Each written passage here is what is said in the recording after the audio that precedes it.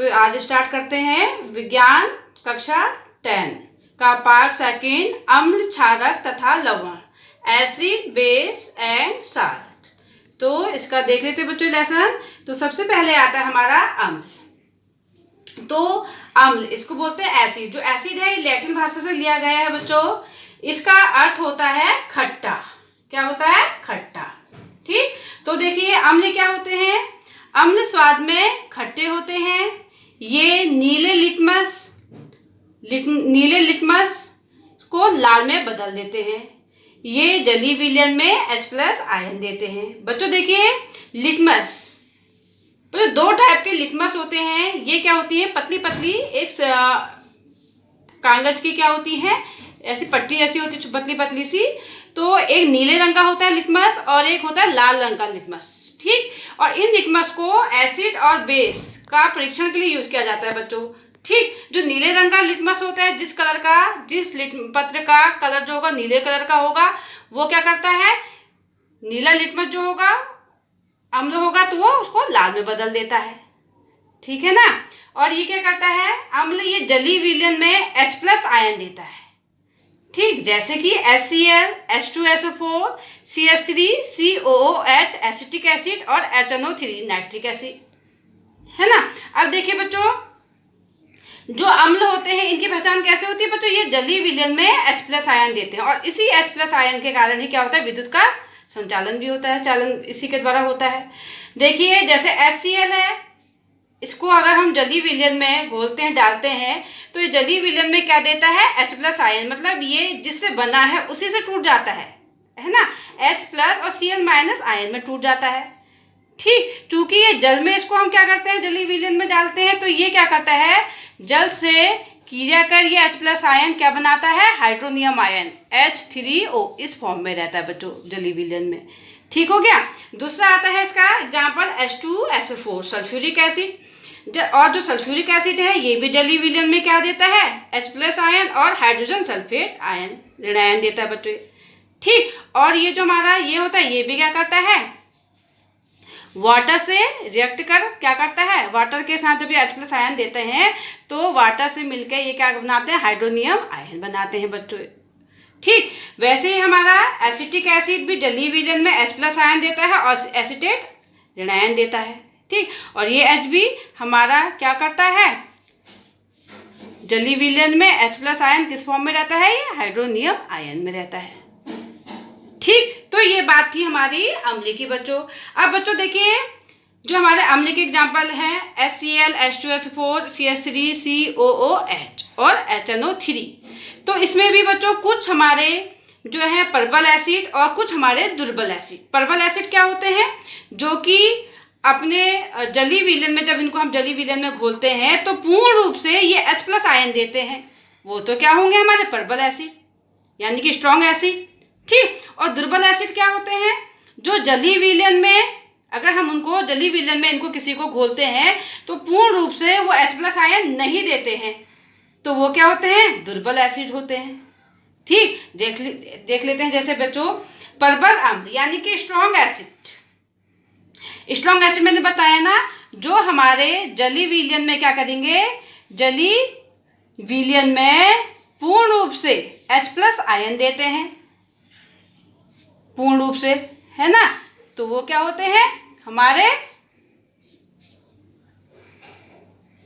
प्रबल अम्ल होते हैं, जैसे कि HCl, H2SO4 और HNO3।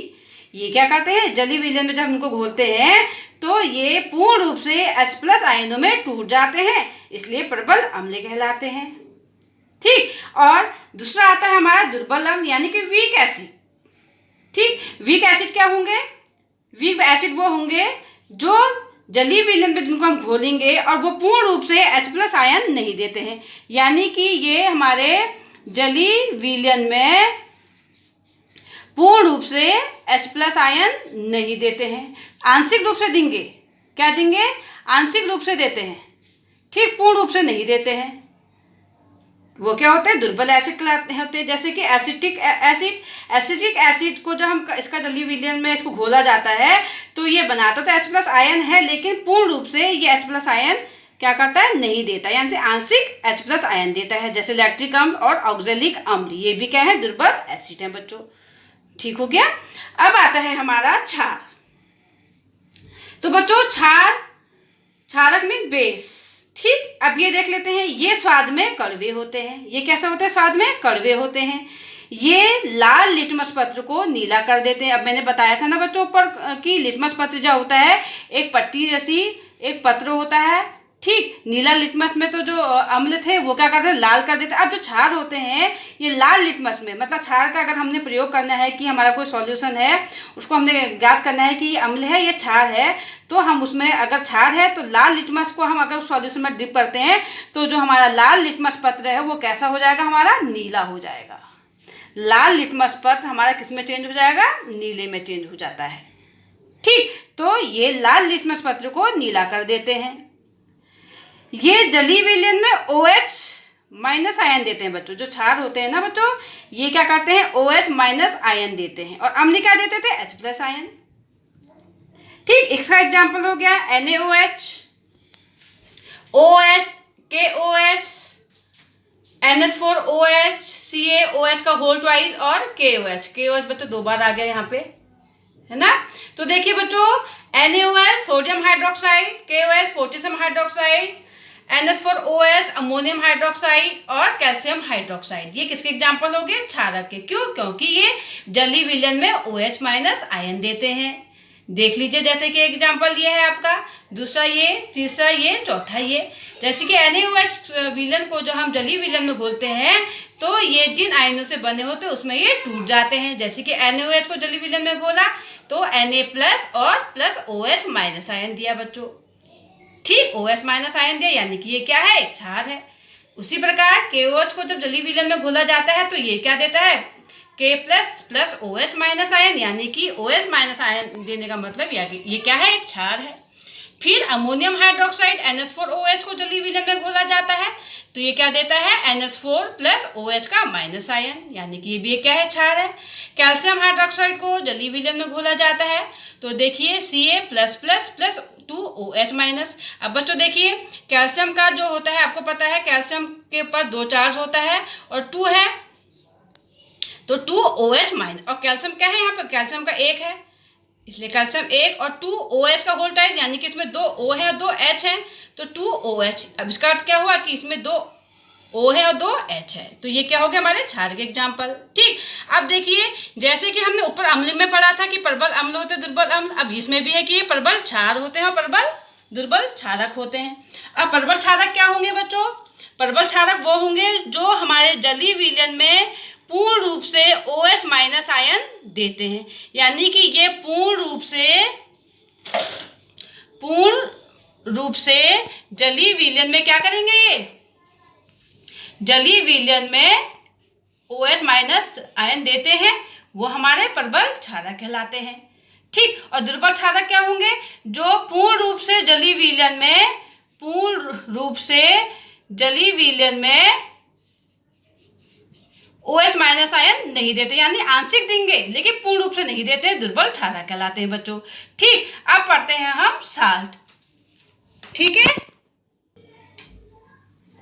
तो अब आता है सॉल्ट। तो सॉल्ट क्या होते हैं बच्चों, लवण। अम्ल व क्षारक की परस्पर अभिक्रिया से लवण प्राप्त होता है। मीन्स अम्ल, कोई भी अम्ल HCl, कोई भी क्षारक NaOH, ठीक, आपस में परस्पर क्रिया करके क्या बनाएंगे, हमारा ये इससे क्रिया कर लेगा तो क्या बना देगा, ये हमारा लवण बना देगा और जल निकलता है। ठीक, यानी कि अम्ल व क्षारक परस्पर अभिक्रिया करके लवण का निर्माण करते हैं, जैसे कि फॉर एग्जाम्पल NaCl और KCl बच्चों, वैसे हमारा KCl बनता है। ठीक, अब आता है सूचक यानी कि इंडिकेटर। ठीक, सूचक किसी दिए गए विलयन में अम्ल या क्षारक की उपस्थिति दर्शाते हैं। इनका रंग तथा गंध अम्लीय व क्षारक माध्यम में बदल जाता है। मीन्स बच्चों, जो सूचक होते हैं इंडिकेट, अगर ये क्या होता है, अम्ल व क्षारक कोई भी माध्यम है, अम्ल है या क्षारक है, ठीक, तो सूचक क्या करते हैं, उस विलयन को बता देते हैं कि वो विलयन हमारा क्या है, अम्ल है या क्षार है। ठीक, सूचक अम्ल व क्षार की पहचान कराता है तो उसे हम क्या कहते हैं, सूचक कराते हैं। सूचक के द्वारा ही विलयन का अम्ल व क्षारीय माध्यम ज्ञात किया जाता है या उसको दर्शाता है, उपस्थिति दर्शाते हैं।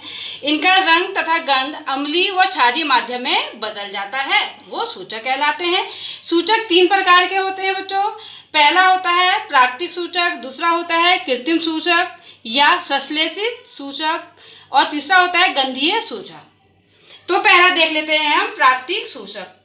तो प्राकृतिक सूचक वो होते हैं वे सूचक जो पौधों से प्राप्त होते हैं। कहाँ से? पौधों से प्राप्त होते हैं, प्राकृतिक सूचक कहलाते हैं। ठीक, जैसे कि बच्चों लिटमस पत्र और हल्दी, ये हमें कहाँ से प्राप्त होते हैं? पौधों से प्राप्त होते हैं, इसलिए प्राकृतिक सूचक कहलाते हैं। अब देखिए, अगर हमारा माध्यम अम्लीय है तो लिटमस पत्र क्या हो जाएगा? लाल हो जाता है। ठीक है, और अगर हमारा क्षारक के साथ है तो वो नीला हो जाएगा। ठीक, अगर हल्दी है, हल्दी अम्लीय के साथ क्या होता है? जैसा कलर होता है वैसे ही रहता है, कोई क्रिया नहीं देता है, और क्षारीय माध्यम में हल्दी लाल हो जाती है। ठीक हो गया। तो ये तो है हमारे प्राकृतिक सूचक बच्चों। अब आता है हमारा कृत्रिम सूचक या संश्लेषित सूचक। वे सूचक 2 रसायन द्वारा बनाए जाते हैं। अब ये कहाँ से बनाए जाते हैं? यानी इंडिकेटर रसायन द्वारा। ठीक, रसायन द्वारा बनाए जाते हैं, उन्हें कृत्रिम सूचक कहा जाता है या आर्टिफिशियल सूचक, है ना। जैसे कि फिनोफ्थलीन और मेथिल ऑरेंज।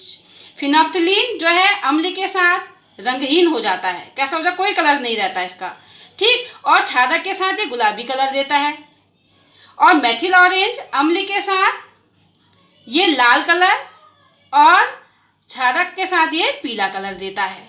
ठीक, ये क्या है? हमारे कृत्रिम सूचक या संश्लेषित सूचक है जो रसायन द्वारा बनाए जाते हैं। तीसरा आता है आपका गंधीय सूचक। गंधीय सूचक जिन पदार्थों की गंध अम्लीय या क्षारक माध्यम में बदल जाए उसे गंधीय सूचक कहा जाता है। अब गंधीय सूचक कहता है कि जब अम्लीय माध्यम या क्षारीय माध्यम होता है तो गंधीय सूचक का क्या होता है?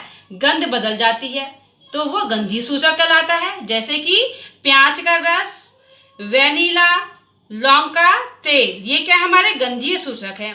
ठीक, अम्ल के साथ और ये क्षारक के साथ।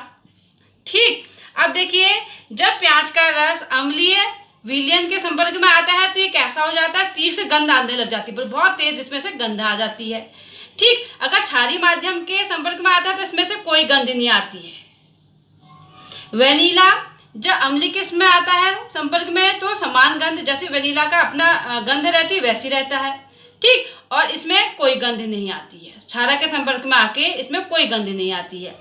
और लौंग का तेल अम्ल के साथ, लौंग का तेल का जो गंध होती है अम्ल के साथ वही गंध रहती है, और क्षारक के संपर्क में आने पे इसमें कोई भी गंध नहीं रहती है। तो ये था हमारा सूचक। ठीक, अम्ल व क्षारों के रासायनिक गुण, chemical properties of acid and base. तो बच्चों अब हम करते हैं अम्ल व क्षार के रासायनिक गुण। ठीक, तो पहला पॉइंट आता है धातु के साथ अभिक्रिया। ठीक, धातु के साथ अभिक्रिया अम्ल के साथ जो है, पहले अम्ल इस धातु के साथ अभिक्रिया करता है तो क्या देगा। ठीक, तो देख लेते हैं। अम्ल प्लस धातु क्या बनाता है? अम्ल धातु से क्रिया करती है तो लवण बनाती है और हाइड्रोजन गैस निकलती है इसमें।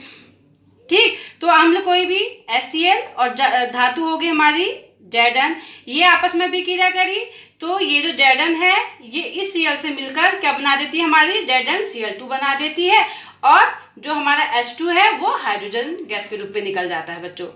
ठीक हो गया।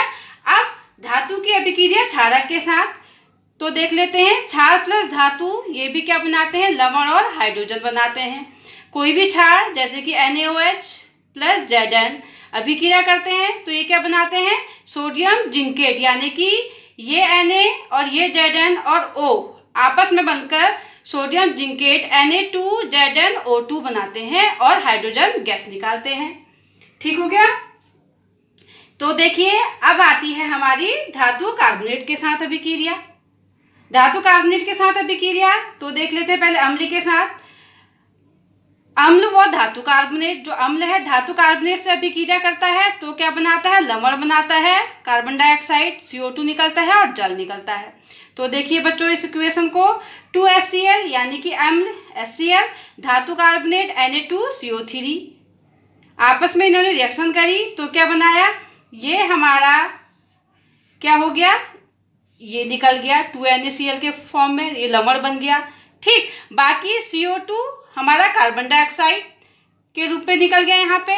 जो एक ऑक्सीजन बचा वो हमारा इसके साथ मिलकर उसने क्या बना दिया, जल बना दिया बच्चों। ठीक हो गया। अब धातु कार्बोनेट की क्षारक के साथ अभिक्रिया, धातु कार्बोनेट क्षारक के साथ अभिक्रिया नहीं देता है, ठीक, नो रिएक्शन। तो अब आती है धातु बाई कार्बोनेट के साथ अभिक्रिया। ठीक है बच्चों, तो धातु बाई कार्बोनेट के साथ अभिक्रिया देख लीजिए अम्ल के साथ पहले। तो अम्ल प्लस धातु कार्बोनेट, अम्ल और धातु कार्बोनेट मिलकर लवण बनाते हैं, कार्बन डाइऑक्साइड बनाते हैं और जल बनाते हैं। ठीक, इसकी इक्वेशन देख लेते हैं बच्चों, HCl प्लस NaHCO3। ठीक, तो हमारा जो ये Na है और ये जो ये Cl है, ये किस फॉर्म में निकल जाता है हमारा, NaCl, सोडियम क्लोराइड के फॉर्म में लवण के रूप में निकल जाता है। और ये जो है हमारा कार्बन डाइऑक्साइड CO2 के रूप में यहाँ निकल जाता है। और यहाँ पे हमारा एक ऑक्सीजन बचा जो इस हाइड्रोजन और इस हाइड्रोजन से मिलकर किस फॉर्म में निकल जाता है, जल के रूप में निकल जाता है बच्चों। ठीक, और जो धातु कार्बोनेट है वो हमारा क्षार के साथ इसकी अभिक्रिया, क्षार के साथ बच्चों ये कोई रिएक्शन नहीं देता है, कोई अभिक्रिया नहीं देता है। ठीक है, अब आता है अब चूने के पानी का टेस्ट बच्चों। यहाँ पे जो हमारा उत्पादित कार्बन डाइऑक्साइड है, ठीक, इसको उत्पादित CO2 को चूने के पानी यानी कि कैल्शियम हाइड्रोक्साइड के पानी के साथ प्रभावित करने पर पानी क्या हो जाता है, दूधिया हो जाता है बच्चों। कभी टेस्ट आ जाता है ना इसका, चूने के पानी का टेस्ट आ जाता है तो आप लिखेंगे उत्पादित कार्बन डाइऑक्साइड को चूने के पानी के साथ प्रभावित करने पर पानी क्या हो जाता है, दूधिया हो जाता है। कैल्शियम हाइड्रोक्साइड जो कि चूने का पानी है ना, और क्या हो गया CO2 जो कि यहाँ से हमें मिली। ठीक, तो ये बनाता है कैल्शियम हाइड्रोक्साइड जो कि कैसे रंग का होता है, सफेद अवक्षेप होता है और जल निकलता है बच्चों। ठीक, अब नेक्स्ट आती है हमारी अभिक्रिया अम्ल के साथ धात्विक ऑक्साइड की अभिक्रिया। तो देखिए धात्विक ऑक्साइड प्लस अम्ल ये बनाता है लवण और जल, है ना, धात्विक ऑक्साइड प्लस अम्ल और ये बनाएगा लवण और जल बनाएगा। धात्विक ऑक्साइड कोई भी CuO, MgO ये क्या होंगे, सब हमारे धात्विक ऑक्साइड है ना। ऑक्साइड मीन्स O, कॉपर क्या होगी, धातु, ऑक्साइड O। ठीक, अम्ल हमारा कोई भी HCl, इनके आपस में रिएक्शन करी तो ये Cl ये Cu इस Cl से मिलकर कॉपर क्लोराइड बनाता है, CuCl2 बनाता है। और ये हमारा इससे मिलकर क्या बनाता है, ये हमारा जल फॉर्म में निकल जाता है। चूंकि बच्चों कॉपर क्लोराइड बना तो इसकी उपस्थिति से हमारे विलयन का कलर कैसा हो जाता है, नीला हो जाता है बच्चों। ठीक, तो अब आता है नेक्स्ट रिएक्शन क्षार के साथ धात्विक ऑक्साइड के साथ अभिक्रिया। यहाँ पे क्या होता है, अम्ल धात्विक ऑक्साइड के साथ दे रही थी, यहाँ पे अभिक्रिया क्षार की अधात्विक ऑक्साइड के साथ अभिक्रिया। ठीक, तो देख लीजिए अधात्विक ऑक्साइड प्लस क्षार यानी कि क्षार अधात्विक ऑक्साइड से अभिक्रिया करके लवण बनाता है और जल, जबकि ऊपर हमारा जो अम्ल था धात्विक ऑक्साइड के साथ लवण बना था और जल बना रहा था, और क्षार क्या कर रहा है, अधात्विक ऑक्साइड के साथ लवण और जल बना रहा है। ठीक, कोई भी अधात्विक ऑक्साइड CO2 प्लस क्षार कैल्शियम हाइड्रोक्साइड, ये क्षार ना बच्चों क्योंकि OH- आयन है इसमें, तो ये क्या करता है, इसके साथ मिलकर क्या बनाता है, कैल्शियम कार्बोनेट CaCO3, यहाँ से एक O इसके पास चला जाता है तो ये किस फॉर्म में निकल जाता है, कैल्शियम कार्बोनेट के फॉर्म में निकल जाता है, लवण बनाता है। ठीक, और बाकी हमारा ये क्या होता है, H2O जल के रूप में निकल जाता है बच्चों। ठीक है, अधात्विक ऑक्साइड की प्रकृति अम्लीय होती है। यहाँ पे जो अधात्विक ऑक्साइड है क्षार के साथ इसकी अभिक्रिया हो रही है तो यहाँ पे हमारा जो अधात्विक ऑक्साइड है अम्लीय के भांति क्षार के साथ अभिक्रिया कर रहा है।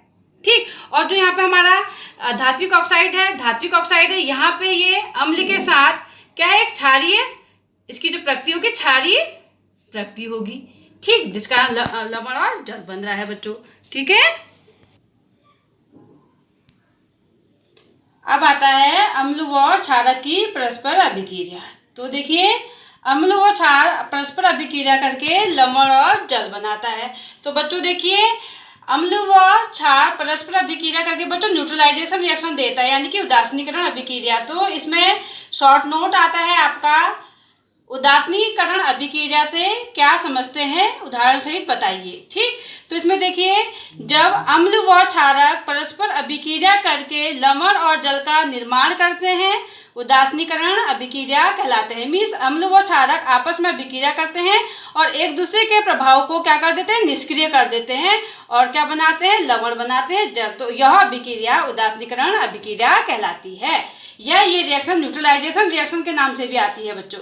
ठीक, तो देखिए एग्जाम्पल, अम्ल प्लस क्षारक, लवण प्लस जल, कोई भी अम्ल HCl, क्षारक NaOH लिया, तो ये हमारा निकल गया NaCl लवण के रूप में निकल गया और ये हमारा निकल गया यहाँ पे जल के रूप में निकल गया। तो ये हो गई हमारी उदासीनीकरण अभिक्रिया बच्चों। ठीक, अब आता है हमारा तनुकरण या तनुकृत। तो बच्चों ये क्या है देख लेते हैं, इसको समझ लेते हैं। ये 1 नंबर के क्वेश्चन या 2 नंबर में आ जाता है।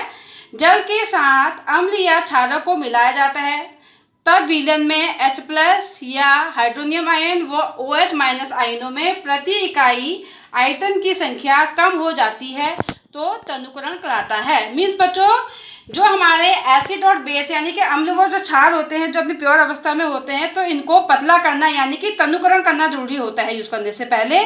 तो देखिए, अगर हमने सपोज एक बीकर लिया, बीकर में ये क्या है, हमारा कोई भी अम्ल है जो कि अपनी प्योर स्टेज में है, तो इसको हमने तनुकरण कराना है। ठीक, तनुकरण यानी कि इसको पतला करना है। पतला करने के लिए इसमें जल मिलाया जाता है। तो देखिए, एक प्रोसेस है कि हमने एक बीकर लिया, उसमें हमने अम्ल लिया और उसमें हम ऊपर से जल मिला रहे हैं प्योर अम्ल में, तो ये प्रोसेस क्या होगा, तनुकरण करने का गलत प्रोसेस होगा। ठीक, और एक दूसरा बीकर लिया, उसमें हमने जल लिया और जल में हम ऊपर से धीरे धीरे अम्ल मिला रहे हैं, तो ये तनुकरण करने की प्रोसेस क्या होगी, ठीक होगी। ठीक है, क्यों होगी, क्योंकि जो अम्ल होता है बच्चों, उसमें जो अगर हम ऊपर से जल डालते हैं तो क्या होता है, जल डालने से मिश्रण क्या होता है, जो इन दोनों का मिश्रण बनेगा, एकदम से मिश्रण अस्फलित होकर बाहर आ जाता है बच्चों। जो उसमें से उत्पन्न होने वाली जो ऊष्मा होती है वो एकदम से क्या होती है, बहुत बढ़ जाती है, जो एकदम से मिश्रण बाहर जंप करता है। ठीक, और जो स्थानीय पात्र यानी कि जो कांच का पात्र है वो टूट जाता है, जो कि हमारे लिए हार्मफुल होता है। इसीलिए बीकर में जल लेके अम्ल को ऊपर से धीरे धीरे मिलाया जाता है। यही तनुकरण का प्रोसेस सही है। तो समझे बच्चों, तनुकरण मीन्स जब अम्ल व क्षारक में धीरे धीरे जल मिलाया जाता है, या जल में अम्ल या क्षारक को धीरे धीरे मिलाया जाता है, तो विलयन में H+ यानी कि H3O+ व OH- आयनों की प्रति इकाई आयतन की संख्या कम हो जाती है, तो क्या कहते हैं उसको, तनुकरण या तनुकृत सॉल्यूशन या विलयन कहा जाता है। ठीक है, तो अब आता है अम्ल व क्षार में समानता। तो बच्चों इसमें समानता देखिए, अम्ल क्या करते हैं, ये H+ आयन देते हैं, और क्षार क्या करते हैं, OH- देते हैं, आयन देते हैं। ये भी क्या करते हैं, लवण और जल देते हैं विभिन्न क्रियाओं के साथ, और ये भी देते हैं लवण और जल। ये इनकी समानताएं हैं। अब आता